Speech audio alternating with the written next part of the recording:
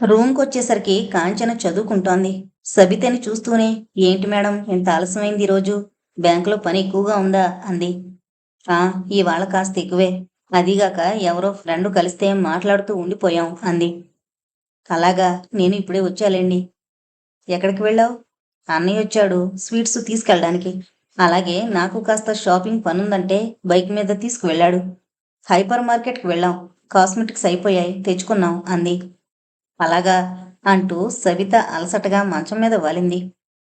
కాంచన లేచి షెల్ఫ్‌లోంచి కొత్త డ్రెస్ తీసి సవితకి చూపించింది. మేడం, ఈ నెలలో నా బర్త్‌డే ఉంది. అన్నయ్య కొనిచ్చాడు. బాగుందా మేడం? అంది. బ్లాక్, పింక్ రంగుల కాంబినేషన్‌లో డ్రెస్సు చాలా బాగుంది.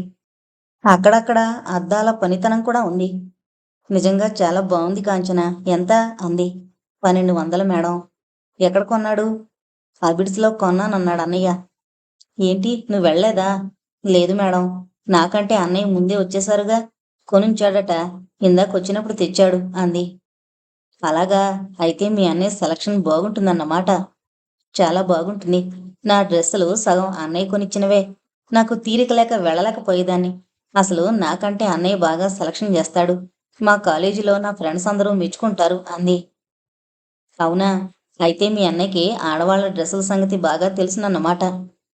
చాలా బాగా తెలుసు మేడం. అసలు ఫ్యాషన్ టెక్నాలజీ చేద్దాం అనుకున్నాడు. కానీ అనుకోకుండా ఇంజినీర్ అయ్యాడు. డాక్టర్ కాబోయి యాక్టర్ అయ్యాను అంటారు చూడండి స్టార్లు. అలా అన్నమాట. గలగలా నవ్వేసింది కాంచన. సబిత కూడా నవ్వింది. అన్నట్టు మేడం, అసలు విషయం చెప్పడం మర్చిపోయాను. అన్నయ్య మిమ్మల్ని అడిగానని చెప్పాడు.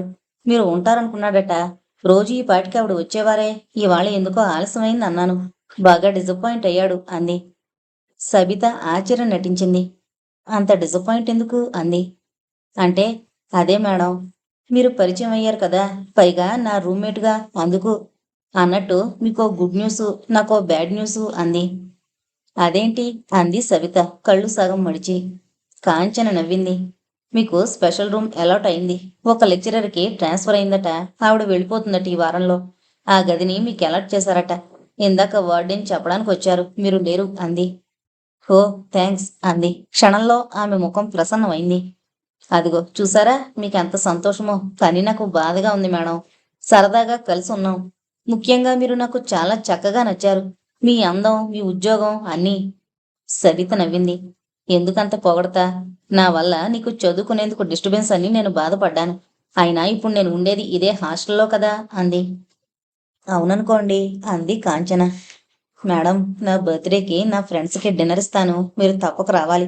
1 నా పుట్టినరోజు సందర్భం. 2 మీరు నా గదిలోంచి వెళ్ళిపోతున్నందుకు ఫేర్‌వెల్. సో, కాదనకూడదు అంది కాంచన.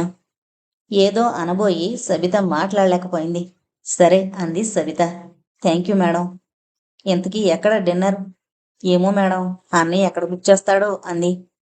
అంటే అతను కూడా వస్తాడన్నమాట అనుకుంది మనసులో. సరే తప్పకుండా వస్తాలే అంది. ఆ మర్నాడు టిఫిన్ టైంలో వార్డెన్ చెప్పింది. సబిత గారు, మీకు స్పెషల్ రూమ్ అలాట్ అయింది. నెక్స్ట్ మండే ఆవిడ వెళ్ళిపోతుంది. మీరు మంగళవారం చేరొచ్చు అంది. థాంక్యూ మేడం అంది సబిత. కాంచన్ రూమ్‌లో ఇబ్బందిగా లేదు. కానీ కాస్త ఇరుకుగా అనిపిస్తోంది. తనకి ప్రత్యేక రూమ్ ఉంటే హాయిగా విశాలంగా అనిపిస్తుంది. ఫ్రీగా కూడా ఉంటుంది అనుకుంది. సోమవారం ఆ టీచర్ వెళ్ళిపోయింది. ఆవిడ ఆ రాత్రి 8 దాకా ఉంది. మంగళవారం ఉదయం ఆ గదిని శుభ్రంగా కడిగించి, బెడ్ మార్పించి, కర్టెన్స్ మార్పించి, రూమ్ స్ప్రే చేయించింది వార్డెన్. సవిత మీకా గది రెడీ అంది. కానీ ఆ రోజు మంగళవారం అని సవిత బుధవారం నాడు చీకటితో లేచి ఆ గదిలోకి షిఫ్ట్ అయింది. అటెండరు సవిత సామాను తీసుకెళ్లి ఆ గదిలో సర్దేసింది. సామాను సర్దుకుని హడావిడిగా బ్యాంకుకొచ్చింది. ఆ రోజే కాంచన బర్త్‌డే. సాయంత్రం డిన్నర్‌కి రావాలని చాలాసార్లు చెప్పింది. బ్యాంకు నుంచే వెళ్ళడమా లేక హాస్టల్‌కి వెళ్ళి వెళ్ళడమా అని ఇంకా నిర్ణయించుకోలేదు. పెండింగ్ వర్క్ ఉంది. అది ఎప్పుడో ఓ గంట కూర్చుని చేసుకోవాలి. సాయంత్రం 4 అవుతుంటే హలో అన్న పలకరింపుకి కంప్యూటర్ స్క్రీన్ మీద నుంచి తల తిప్పింది సబిత. ఎదురుగా యోగేష్. ఆమె ఉలికిపడినట్లుగా అయింది. అతను హుందాగా నవ్వాడు. ఏంటండి నన్ను చూస్తేనే తుళ్ళిపడుతున్నారు? అంత భయంకరంగా ఉన్నానా? లేదు. మరి? సడన్‌గా చూశాను కదా! ఏంటి బ్యాంకుకొచ్చారు? మీకోసమే. వాట్? అదే ఇవాళ చెల్లై పుట్టినరోజు. రాత్రికి డిన్నర్ అరేంజ్ చేశాం. నేను చెప్పాను, నువ్వు కూడా వెళ్ళి చెప్పానయ్యా, లేకపోతే ఫోన్ అయినా చెయ్యి అంది. అందుకని ఇటొచ్చాను. ఇంతకు మీరొస్తున్నారుగా, రాత్రి 8కి అందరూ వస్తారు సికింద్రాబాద్ తాజ్‌లో అన్నాడు. ఓ అంది. ఓ కాదు, మీరు తప్పక రావాలి. మీరింతగా పిలిచాక రాకుండా ఎలా ఉండగలను? పైగా కాంచన నా రూమ్మేట్ అంది. విత్ ప్లెజర్ అన్నాడు. సబిత గారు, మీరు కాస్త ముందుగా రావాలి. ఎందుకు? ఊరికే సరదాగా కలిసి కబుర్లు చెప్పుకోవచ్చు కదా. డిన్నర్ ముందు కాంచీ ఫ్రెండ్స్ ఏదో ఎంటర్టైన్ చేస్తారట. ఓ అలాగా, అయితే తప్పకుండా వస్తాను అంది. మరి నేను వెళతాను, చాలా పనులున్నాయి. కాంచి మరీ మరీ చెప్పింది మిమ్మల్ని పర్సనల్గా కలిసి చెప్పమని. కాంచన ఫ్రెండ్స్ అంతా స్టూడెంట్స్, మీరే ఇప్పుడు చీఫ్ గెస్ట్ అన్నాడు. అమ్మో, పెద్ద బడ్జెట్ పెట్టారు, తప్పకుండా వస్తానులేండి అంది. యోగేష్ వెళ్ళిపోయాడు. కాంచన గదిలో అతిథిగా ఉంది. ఆ అమ్మాయి షేరు తీసుకోలేదు. పర్వాలేదులేండి మేడం, నేను ఎలాగూ డబ్బు కట్టేశాను కదా, మళ్ళీ మీ దగ్గర నుంచి తీసుకోవడం ఎందుకు? ఈ కాస్తలో ఏమైపోతుంది అంది. వార్డెన్ చెప్పింది మనిద్దరినీ చూసుకోమని. నా వల్ల మీకు ఎలాగూ ఇబ్బంది, కనీసం డబ్బైనా తీసుకో కాంచనా. నాకేం లేదనా, నేను ఎంప్లాయీని అంది. అయ్యో, మీకు లేదనా? ఉన్నా లేకున్నా మీరే నా అతిథి. ఈ కాస్తలో ఎందుకులేండి మేడం, ఇంకొకసారి ఎప్పుడైనా మీ ఇంటికి నేను అతిథిగా వస్తాను, సరేనా? అతిథిగానా? ఎప్పుడు? నేను నీతో పాటే ఇక్కడేగా ఉంటోంది.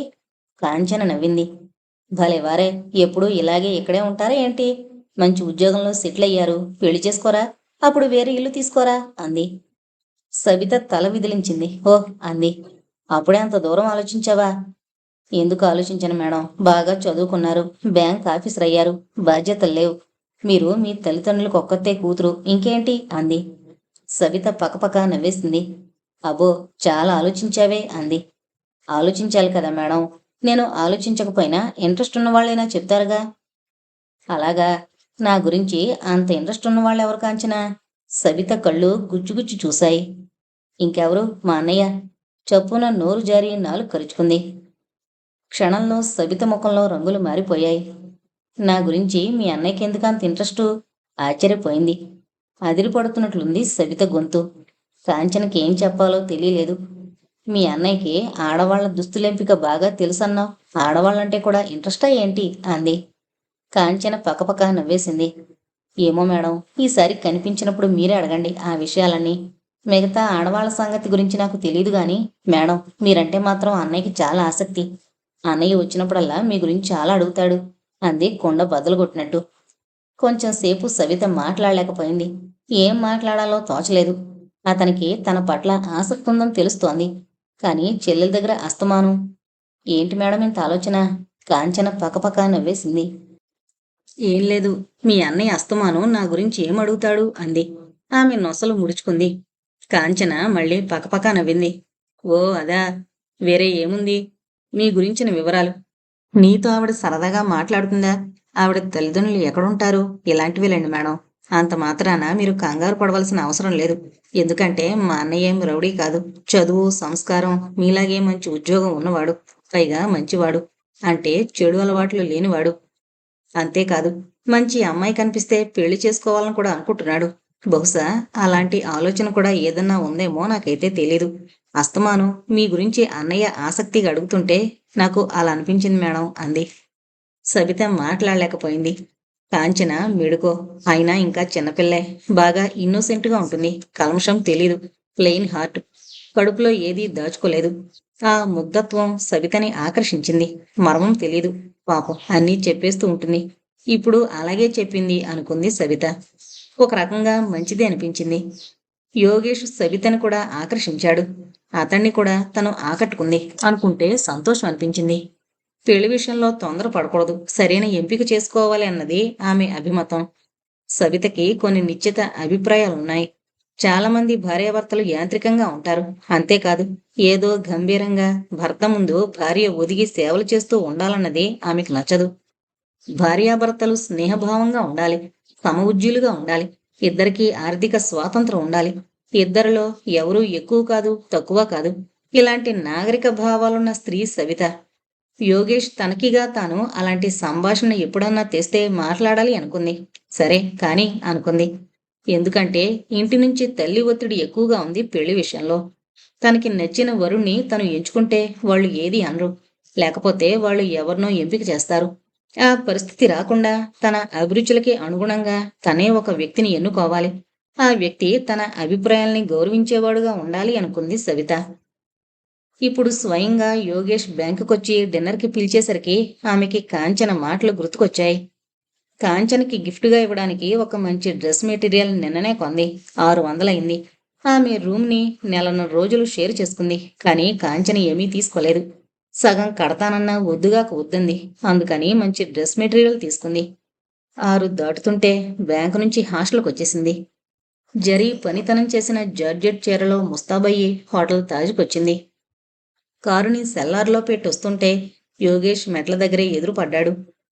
అతను లోపల నుంచి బయటకు వెళుతున్నాడు. సబితని చూడగానే అతని ముఖమంతా వెలిగిపోయింది. ఓ, థ్యాంక్యూ సబిత గారు. మా ఆహ్వానం మన్నించొచ్చినందుకు అన్నాడు. ఎందుకు రాను అంది. చాలా సంబరంగా ఆమెని లోపలికి తీసుకువెళ్ళాడు.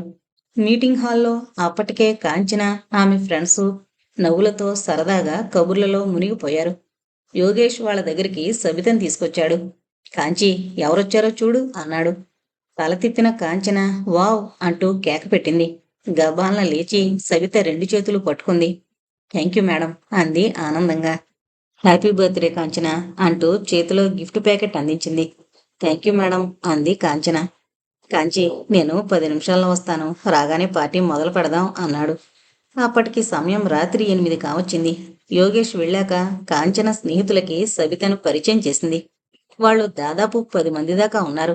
ఆడ మగ స్టూడెంట్స్ అందరూ మెడికోస్. వార్డెన్ కూడా పిలిచింది కాంచన. కానీ ఎవరో కమిటీ మెంబర్స్ వస్తున్నారని రావడం కుదరదని చెప్పింది. ఆ రోజు హాస్టల్లో కూడా స్వీట్స్ పంచింది కాంచన. హాల్లో బర్త్డే కేక్ అరేంజ్ చేశారు. హోటల్ వాళ్ళు లైట్లు, బెలూన్స్, పూలు అమర్చి డెకరేట్ చేశారు. పావుగంటలో యోగేష్ వచ్చాడు. ఫోటోగ్రాఫర్, వీడియోగ్రాఫర్ అతని వెంటున్నారు. సరిగ్గా 8:30కి ఫంక్షన్ మొదలైంది. కాంచన కేకు కోసి అందరికీ ఇచ్చింది. ఆ తర్వాత కాసేపు ఎంటర్టైన్మెంట్ ప్రోగ్రాం నడిచింది. పాటలు, డాన్సులు. ఒక అబ్బాయి డాన్స్ చేశాడు. చిరంజీవి పాటకు 2 స్టెప్స్ వేశాడు. ఆ 2 బీట్స్కే విపరీతంగా చప్పట్లు కొట్టారు తెక్కినవారు. ఒక అమ్మాయి పంజాబీ సూట్ వేసుకుంది. ఆ డ్రెస్లో భరతనాట్యం ఒక చరణం చేసింది. ఇంటర్ దాకా నేర్చుకుందట. మెడిసిన్లో సీట్ వచ్చాక మానేసిందట కుదరక. చాలా బాగా చేసింది. ఒక అబ్బాయి కాసేపు మిమిక్రీ చేసి నవ్వించాడు. అయితే ఒక మాదిరిగా చేశాడు. ఎక్కడా నేర్చుకోలేదట. అతనికి టైం ప్రాబ్లం. డాక్టర్ అయ్యాక మళ్ళీ ప్రాక్టీస్ చేస్తా అన్నాడు. పేషెంట్ల అరుపులు, కేకలు, నర్సులు రొసరొసలు మిమిక్రీ చేస్తావా అన్నాడొక ఫ్రెండు. అంతా నవ్వారు. 9 అవుతుంటే డిన్నర్ మొదలైంది. బఫే. అందరూ జంటలుగా, గుంపులుగా విడిపోయారు. కొన్ని కుర్చీలు కూడా వేశారు. సబిత గారు, మీరు కూర్చోండి, నేను వడ్డించి తీసుకొస్తాను అన్నాడు యోగేష్. అదేంటి, నేను వడ్డించుకుంటాను అంది సవిత. సరే అయితే అన్నాడు. ఆమెతో పాటు తను వడ్డించుకున్నాడు. ప్లీజ్, అక్కడ చైర్స్ ఖాళీగా ఉన్నాయి, అక్కడ కూర్చుందాం రండి అన్నాడు. అతను తనతో ఏదో మాట్లాడాలని తాపత్రయపడుతున్నాడు. సరే, తను ఆ విషయం ఏంటో తెలుసుకోవాలని ఉబలాట పడుతోంది. వేరే ఎక్కడో తామిద్దరం కలుసుకునే కంటే ఒక విధంగా ఇప్పుడే నయం అనుకుంది. ఇద్దరూ ప్లేట్లలో వడ్డించుకుని ఒక బల్ల ముందు కూర్చున్నారు. మాకు చెల్లాయి ఒకరితే. దానికి బర్త్డే ఫంక్షన్ చేసుకోవడం ఇష్టం. ఇంటికి రమ్మందమ్మా, కానీ దీనికి క్లాసులు పోతాయని వెళ్ళలేదు. అందుకని నేనే ఏదో అరేంజ్ చేశాను సింపుల్గా అన్నాడు. సింపుల్గా ఎందుకైంది, గ్రాండ్గానే ఉంది అంది సబిత మనస్ఫూర్తిగా. అన్నింటినీ మించి మీరొచ్చారు, నాకు చాలా ఆనందంగా ఉంది అన్నాడు. సబిత నవ్వింది. ఇప్పటికీ మాట 4 సార్లు అన్నారు అంది. 4 కాదు, 40 సార్లు కూడా అంటానేమో అన్నాడు. నేనేమన్నా మినిస్టర్నా? అందరూ వచ్చినట్టే నేను అంది. నో, అందరూ ఒకటెలా అవుతారు? పండగ ఎంత గ్రాండ్గా చేసుకున్నామన్నది కాదు సబితాజీ ముఖ్యం. మనకిష్టమైన వాళ్ళు ఎందరొచ్చారు, మనసుకి ఎంత తృప్తిగా పండగ జరిగింది అన్నది ముఖ్యం. మీరొచ్చారు, నాకు చాలా ఆనందంగా ఉంది అన్నాడు. ఓకే, యాజ్ యు లైక్ అంది. సబిత గారు, నేను మీతో కొంచెం మాట్లాడాలి, మీరు ఏమీ అనుకోరు కదూ? సబిత హాయిగా నవ్వింది. ఇప్పుడు మీరు నాతో మాట్లాడుతూనే ఉన్నారుగా. యోగేష్ కూడా నవ్వాడు. ఓ, ఇది పాయింట్. కానీ ఈ మాటలు కాదు మేడం. నేను మీతో నా వ్యక్తిగత విషయం ఒకటి మాట్లాడాలి అనుకుంటున్నాను. మీరు కనిపించినప్పుడల్లా ఒక్కసారి బయటకు ఆహ్వానిద్దాం అనుకుంటాను. కానీ మీరు తప్పుగా నన్ను అర్థం చేసుకుంటారేమోనని అడగలేకపోతున్నాను. సరే, చెల్లాయి బర్త్డే ఫంక్షన్ ఎలాగో ఉంది కదా అని వేచున్నాను. ఇప్పుడు నా మనసులో మాట మీకు విప్పి చెప్పకపోతే ఇంకా జీవితంలో చెప్పలేనేమో. అందుకు ప్లీజ్. సబిత 2 నిమిషాలు మౌనం తర్వాత అంది. సరే చెప్పండి. Thank you. కానీ మీరు మరోలా భావించకూడదు. నన్ను అర్థం సరే ఇబ్బంది లేదు. చెప్పండి. ఏమీ అనుకోను. మీరు ఏదన్నా మాట్లాడొచ్చు అంది. హమ్మయ్యా! తేలిగ్గా నిట్టూర్చాడు. సరిపోయింది కదా, ఇంక చెప్పండి అంది. బిర్యానీలో ఉల్లి పెరుగు పచ్చడి కలిపి చెంచాతో నోట్లో పెట్టుకుంది. చాలా రుచిగా ఉంది బిర్యానీ. యోగేష్ అన్నాడు. మేడం, మనసులో మాట నేరుగా చెప్పేస్తాను. ఆలోచించుకుని మీ అభిప్రాయం చెప్పండి. మీకెంత టైం కావాలో చెప్తే ఎదురు చూస్తాను. మా అమ్మ నా పెళ్లికి తొందర పెడుతోంది. ఒక్కడే కొడుకుని. ఉద్యోగంలో చేరి 2 ఏళ్లయింది. కాంచీ పెళ్లి ఇంకో 2 ఏళ్ల తర్వాత. హౌస్ సర్జన్ అవ్వాలి. నాకు మిమ్మల్ని చూడగానే నాకు తెలియకుండానే మనసు పారేసుకున్నాను. అందుకు ముందు మీ అభిప్రాయం తెలుసుకోవాలి అనుకుంటున్నాను. మీ జవాబును బట్టి నా నిర్ణయం ఉంటుంది. ఒకవేళ మీకు నేను నచ్చకపోయినా, లేదా ఇంతకు ముందే మీకు వేరే ఏదన్నా సెటిల్మెంట్ ఉన్నా నేను మీ జీవితంలోంచి దూరంగా వెళ్ళిపోతాను. లేదా మీ అంగీకారం అయితే జీవితాంతం మీతో కలిసి బ్రతకాలని ఆశపడుతున్నాను అన్నాడు. సవిత ఉంచిన తల ఎత్తలేదు. అతను అలాగే మాట్లాడతాడు అని ఊహించిన విషయమే కావడంతో ఎగ్జైట్ కాలేదు. కానీ కొంచెం నెర్వస్గా అనిపించింది. నా క్వాలిఫికేషన్, మా ఇంటి విషయాలు మీకు కాంచీ ద్వారా తెలిసినవే. నాకు ఏ బ్యాడ్ హ్యాబిట్స్ లేవు. విదేశాలు వెళ్లాలని మాత్రం ఉంది. ఏదన్నా మంచి జాబ్ వస్తే వెళతాను. కానీ మా అమ్మకి నాన్నకి మాత్రం ఇష్టం లేదు. మరి మీ అభిప్రాయం ఏంటో చెబితే సంతోషిస్తాను. ఇప్పుడే వెంటనే చెప్పాలనేం లేదు. మీరు టైం తీసుకోండి. తీరిగ్గా ఆలోచించుకున్నాకే మీ నిర్ణయం చెప్పండి. నేను మాత్రం మీతో కలిసి జీవితం పంచుకోవాలని ఆశపడుతున్నాను. అఫ్కోర్స్ భగవంతుడి ఆశీర్వాదం కూడా ఉండాలనుకోండి. మీ నిర్ణయం తెలిసాకే మా ఇంట్లో చెబుతాను. అన్నట్లు నేను మిమ్మల్ని ఇలా అడుగుతానని కాంచీకి కూడా తెలీదు. మీరు ఏం చెప్పాలనుకున్నా దయచేసి నేరుగా నాకే చెప్పండి అన్నాడు. అతని గొంతులో అభ్యర్థన, టెన్షన్ పోటీ పడుతున్నాయి. సరే అంది సవిత. థ్యాంక్ యూ సవిత గారు అన్నాడు. అంతలో అన్నయ్య అని కాంచన పిలుస్తూ అక్కడికొచ్చింది. ఏంటమ్మా అన్నాడు. ప్లేటు బల కింద పడేసి పేపర్ నాప్కిన్తో చేతుడుచుకుంటూ. నా ఫ్రెండ్స్ వెళుతున్నారన్నయ్య అంది. అలాగా పద అన్నాడు. అప్పటికి సమయం 10 కావస్తోంది.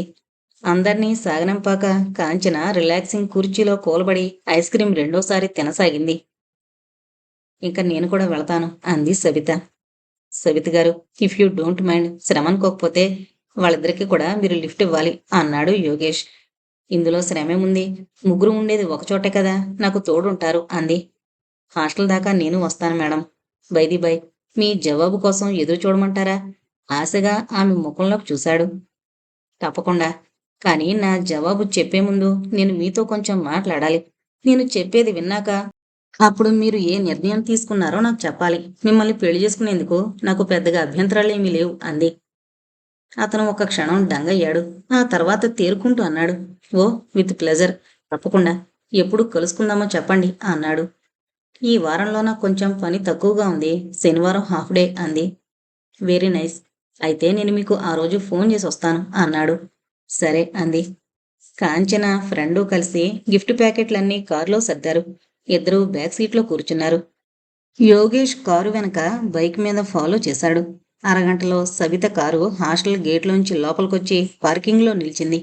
చెల్లెల్ని రూంలోకి పంపించి యోగేష్ వెళ్ళిపోయాడు. సవిత తన గదికొచ్చేసింది. అప్పటికే సమయం 10:30 దాటిపోయింది. నైటీ వేసుకుని విశ్రాంతిగా మంచంలో వాలింది. మనసంతా ఎలాగో అనిపిస్తోంది. ఊహించినట్లే యోగేష్ మాట్లాడాడు. అతనికంటే యోగ్యుడు ఎవరుంటారు? అన్ని రకాలుగా తనకి సరైన జోడీనే. ముఖ్యంగా అతని అందం, హుందాతనం కూడా తనకి బాగా నచ్చాయి. కానీ అతడు తనని చూసి చేసుకుంటున్నాడు. తననిగా మెచ్చి చేసుకుంటున్నాడా, లేక తన ఉద్యోగం చూసి చేసుకుంటున్నాడా? పైగా తను ఒక్కతే కూతురు. తన తండ్రి మధ్యతరగతికి ఒక మెట్టు పైనే ఉన్నాడు.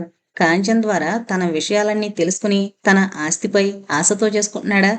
తన అందం, సంస్కారం అతనికి నచ్చాయా, లేక తన ఉద్యోగం నచ్చిందా? తనకి ఈ ఉద్యోగం లేకపోతే కూడా యోగేష్ తనని చేసుకుంటాడా? తామర తంపరగా సవితలో ఎన్నో ప్రశ్నలు, సమాధానం దొరకని సందేహాలు.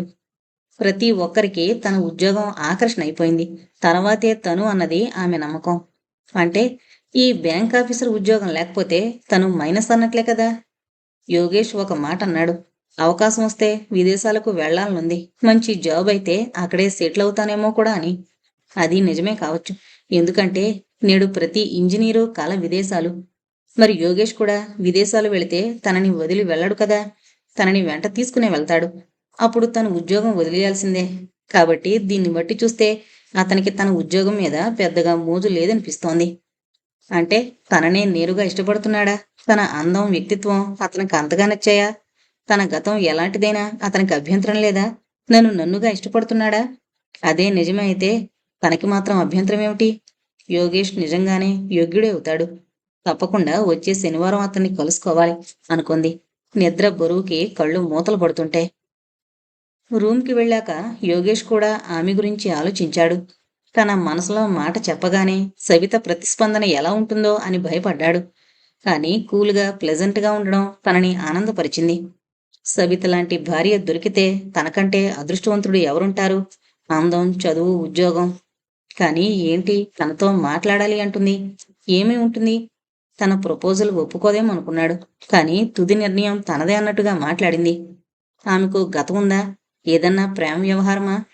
యోగేష్ గుండె ఒక్క ఘడియ ఆగి తిరిగి వేగంగా కొట్టుకోసాగింది. ఏసీ పనిచేస్తున్నా కుక్కగా ఉక్కిరి బిక్కిరిగా అనిపించింది. ఏమై ఉంటుంది? తనకు ఊహకి అందలేదు.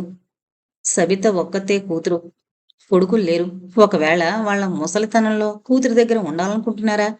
సబిత కూడా తల్లిని, తండ్రిని తన దగ్గరే అట్టే పెట్టుకోవాలనుకుంటోందా? పర్వాలేదు. ఆ విషయమైతే తనకి ఇబ్బంది లేదు. కానీ అంతకంటే ఏ విఫల ప్రేమ అయితే మాత్రం తను భరించలేడు. తనకు కాబోయే భార్య మనసులో తనదే తొలి సంతకం కావాలి. దేవుడా, ఈ ప్రేమలు, విఫలత్వాలు కాకుండా వేరే ఏదన్నా ఇలా వరమియ్యి. యోగేష్ దేవుణ్ణి వేడుకున్నాడు. అస్తవ్యస్తమైన మనసుతో కలత నిద్రలోకి జారాడు. శనివారం సాయంత్రం యోగేష్ని కలుసుకుందామనుకుంది. కానీ అనుకోకుండా సవితకి ఇబ్బందొచ్చింది. లోకల్గానే ఆమెకి వారం రోజులు ట్రైనింగ్ క్యాంపు పడింది. బుధవారం నుంచే క్యాంపు. తనకిగా తనే ఆ విషయం అతనికి చెప్దామనుకుంది. కానీ ఎందుకో ఇబ్బంది అనిపించింది. సరే, అతను బ్యాంకుకి ఫోన్ చేస్తే వాళ్ళు చెప్తారులే అనుకుంది. బుధవారం నుంచే ట్రైనింగ్ సెంటర్కి వెళ్ళిపోయింది. అక్కడే లాడ్జింగు, బోర్డింగు కూడా. హాస్టల్కి ట్రైనింగ్ సెంటర్ బాగా దూరం. వారం రోజులు అక్కడే ఉండాలనుకుంది. చిన్న బ్యాగులో 4 జతల బట్టలు, టాయిలెట్ సామాను పెట్టుకుంది. మంగళవారం రాత్రే అవన్నీ సర్దుకుంది. బుధవారం ఉదయం 8 గంటలకల్లా బయలుదేరాలి. అంతలో హాస్టల్ అటెండర్ ఉత్తరాలు కూడా ఇచ్చి వెళ్ళాడు. ఆ రోజు పోస్టట. రోజు ఆఫీస్ నుంచి వస్తూనే కింద లెటర్ బాక్స్లో ఏం ఉత్తరాలున్నాయో చూసుకుంటుంది. కానీ ఈరోజు ఈ ట్రైనింగ్ హడావిడిలో చిన్న టెన్షన్లో పడి మరిచిపోయింది. ఒక ఉత్తరం తల్లి దగ్గర నుంచి. మిగతా 2 అంత ముఖ్యం కాదు. ఒకటి రియల్ ఎస్టేట్ వాళ్ళ దగ్గర నుంచి, ఇంకొకటి మ్యారేజ్ బ్యూరో నుంచి. సబితకి నవ్వొచ్చింది. వాళ్ళకి తన అడ్రస్ ఎలా తెలిసిందో. బహుశా తల్లి, తండ్రి ఏదన్నా బ్యూరోలో తన ఫోటో పెట్టుంటారు. అది తక్కిన వాటికి లింక్ అయింది. తల్లి ఉత్తరం తీసుకుని మిగతా 2 పక్కన పడేసింది. ఆ ఉత్తరంలో ఏముంటుందో కూడా ఆమె ఊహకి అందని విషయం కాదు. అయినా చదవాలి కదా. ప్రియమైన సవితకి, మీ అమ్మ దీవించి రాయినది. కిందటిసారి నా ఉత్తరం నీకు అందే ఉంటుంది. నువ్వు జవాబు రాయలేదు. మీ నాన్నగారు ఇక్కడ నీకు మంచి సంబంధాలు 2 చూసుంచారు. నువ్వుండే హైదరాబాద్ నుంచి కూడా 2 మంచి సంబంధాలొచ్చాయి. ఒక పెళ్ళికొడుకు సెంట్రల్ ఎక్సైజ్లో చేస్తున్నాడు. ఇంకొక అతను డాక్టర్. 2 చాలా మంచి సంబంధాలు. పైగా మనకి తెలుసున్న వాళ్ళ ద్వారా వచ్చాయి. నువ్వు కూడా అక్కడే ఉన్నావు గనక లాంఛనంగా ఏ హోటల్లో అయినా పెళ్లి చూపుల్లాంటివి ఏర్పాటు చెయ్యాలి అనుకుంటున్నావు. నేను, మీ నాన్న ఈ నెలాఖరికి హైదరాబాద్ వస్తున్నాం. హోటల్లో దిగుతున్నాం. అక్కడికి మగ పెళ్లివారిని టీకి గెట్ టుగెదర్ ఏర్పాటు చేస్తున్నాం.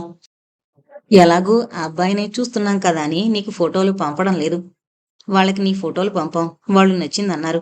అందుకనే గెట్ టుగెదర్ ఏర్పాటు చేస్తున్నాం. మేం వచ్చే ముందు నీకు మళ్ళీ మీ నాన్న ఫోన్ చేస్తారు. బ్యాంకుకి గాని, హాస్టల్కి గాని. ఈ విషయాలన్నీ ఫోన్లో కుదరవని ఉత్తరం రాస్తున్నాను. వచ్చే మాఘంలో నీ పెళ్లి జరిపించేయాలన్నదే మా తాపత్రయం. నీకు ముందుగా చెప్తే మంచిదని, సెలవు అది చూసుకుంటామని రాస్తున్నాను. ఇట్లు మీ అమ్మ. ఆ ఉత్తరం చదువుతూనే తల మీద పిడుగులు పడినట్లు కనిపించింది సవిత. తను యోగేష్తో, విష్ణుతో మాట్లాడిన తర్వాత ఒక నిర్ణయం తీసుకుని తల్లిదండ్రులకి తెలియచేద్దామనుకుంది. ప్రేమ, దోమ అంటూ ఒక ప్రగాఢ అభిప్రాయాలేమీ వాళ్ళిద్దరి మీద తనకి లేవు. కానీ తనకి పరిచయం అయ్యి కాస్త మనసుకి దరిదాపులకొచ్చిన వాళ్ళు ఇద్దరే. అంత మాత్రాన వాళ్లే జీవితం అన్నది లేదు. అన్నీ సమకూరితే ఆ ఇద్దరిలో ఎవరినో ఒకరిని చేసుకుందామనుకుంది. లేకపోతే తన వివాహ విషయం తల్లిదండ్రులకే వదిలి పెడదామనుకుంది. వీళ్ళని మించిన శ్రేయోభిలాషులు ఎవరూ తనకి లేరు. అందుకే వెంటనే తల్లికి జవాబు చెప్పలేదు. కానీ ఇప్పుడు పీక మీదకొచ్చింది. వాళ్ళు బయలుదేరి హైదరాబాద్ వస్తామంటున్నారు. రావద్దని చెప్పాలి. లేకపోతే తన నిర్ణయాలు, ఆశయాలు దెబ్బతింటాయి అనుకుంది. పోనీ తల్లిదండ్రులకే తన పెళ్లి బాధ్యత విడిచిపెడదామా అని కూడా అనుకుంది. కానీ తన మనసుకి, ఆలోచనలకి దగ్గరగా వచ్చిన ఆ ఇద్దరినీ కాదని మూడో వ్యక్తి గురించి ఆలోచించడానికే ఆమె మనసు అంగీకరించడం లేదు. వెంటనే ఏదో ఒక పరిష్కారం చెయ్యాలి. ముందు వాళ్ళు సిటీకి రాకుండా ఆపాలి అనుకుంది.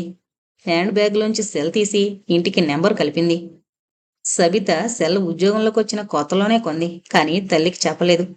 ఇంకా రోజుకొకసారి ఫోన్ చేసి పెళ్లి చేసుకోమని వేధిస్తుంది, ఉద్బోధలు చేస్తుంది. అందుకే వాళ్ళకి సెల్ కొన్నట్లు చెప్పలేదు. బ్యాంక్ కంటే ఎక్కువ చేయదు. ఆఫీస్ అవర్స్లో డిస్టర్బెన్స్ అని వాళ్ళకి తెలుసు. ఏదన్నా ముఖ్య విషయం ఉంటే తండ్రి చేస్తాడు. హాస్టల్ కూడా ఫోన్ చేస్తే పిలుస్తారు. కానీ ఒక పట్టాన ఫోన్లు కలవు. ఎప్పుడూ ఎంగేజ్. సెల్ నుంచి మాట్లాడినా బయట పబ్లిక్ బూత్ నుంచి మాట్లాడుతున్నట్టు చెప్పేది. ఫోన్ మోగిన 2 నిమిషాలకి రిసీవర్ తీసి హలో అన్నాడు తండ్రి.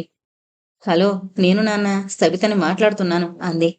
ఓ, నువ్వా తల్లి, బాగున్నావా అమ్మా? బాగున్నాను నాన్న.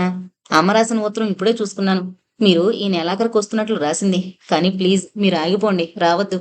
ఇప్పుడు నాకు ట్రైనింగ్ వచ్చింది, ఒక వారం రోజులు అంది. అలాగా, ఎక్కడమ్మా? ఇక్కడే నాన్న, మారేడుపల్లి లోకల్. ఈ వారం రోజులు ఆఫీస్కే వెళ్ళక్కర్లేదు, హాస్టల్లో కూడా ఉండడం లేదు, ట్రైనింగ్ సెంటర్లోనే ఉంటున్నాను. ట్రైనింగ్ ఇంకా పొడిగిస్తారేమో కూడా తెలీదు అంది. అలాగా, అవును. ఎప్పటినుంచి? రేపటి నుంచే. అందుకే చెబుతున్నాను. ఈ సంవత్సరం అంతా నాకు ప్రొబిషనరీ, తీరిక తక్కువ.